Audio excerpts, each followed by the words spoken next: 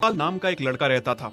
उसकी सौतेली माँ और बाप ने उसे घर से निकाल दिया था। उसकी सौतेली माँ ने सब कुछ अपने और अपने बच्चों के नाम पे कर रखा था और गोपाल को हिस्से के नाम पे 3 गायें दे रखी थी। गोपाल पढ़ा लिखा तो बहुत था, पर नौकरी ना मिलने के कारण उसने सोच लिया था कि वो अब उन तीनों गायें की खूब देख रेख करके उनसे जो दूध मिलेगा उसे बेच के अपना कारोबार चलाएगा। अब मैं बिल्कुल अकेला हो गया हूँ। गौ माता, तुम तीनों के अलावा मेरा अब कोई भी नहीं है। बस मेरा घर चलाने के लिए तुम तीनों को मेरी मदद करनी होगी। तीनों गायें बहुत ही हट्टी कट्टी और जवान थीं और रिश्ते में भी एक दूसरे की बहनें लगती थीं। चंपा, चमेली और मैना। मैना सबसे बड़ी और समझदार गाय थी।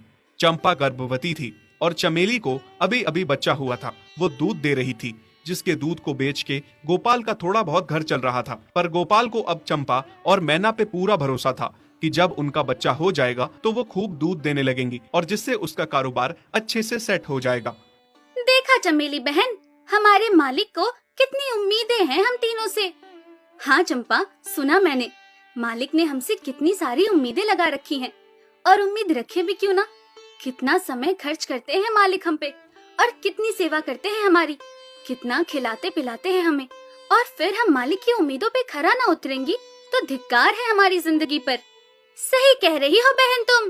चलो हम तो मालिक के लिए कुछ ना कुछ कर ही लेंगे। तुमने बच्चा दे दिया है, दूध भी दे रही हो, मैं भी गर्भवती हूँ।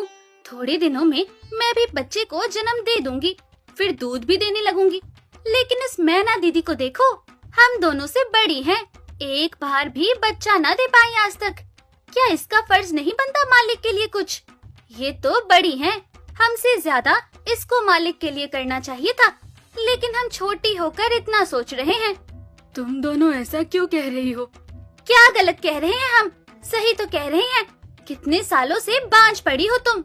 ऐसा कैसे कह सकती हो तुम? बच्चा देना ना देना मेरे हाथ में थोड़े ना है। मैं भी तो माँ बनना चाहती हूँ ना। मैं भी चाहती हूँ कि दूध दूँ और मालिक को मेरे दूध से कुछ फायदा हो। अरे तुम क्या बच्चा दोगी जो इतने सालों से नहीं दे पाई? तुम ये ख्वाब लेना बंद करो कि तुम बच्चा दोगी और तुम्हारे दूध से मालिक को कोई फायदा होगा। दोनों छोटी बहनें बड़ी बहन मैना की बेबसी का मजाक उड़ाती हैं और उस पे हंसती हैं। इस बात से मैना बहुत दुखी होती है और रोती है कि उसी की बहनें उसको दिलासा देने की बजाय उसे ताने मार रही हैं, उसका मजाक उड़ा रही हैं। फिर एक दिन गोपाल का पड़ोसी उससे कहता है, अरे गोपाल, तुम्हारी 2 गायें तो ठीक है, एक गाय का क्या है?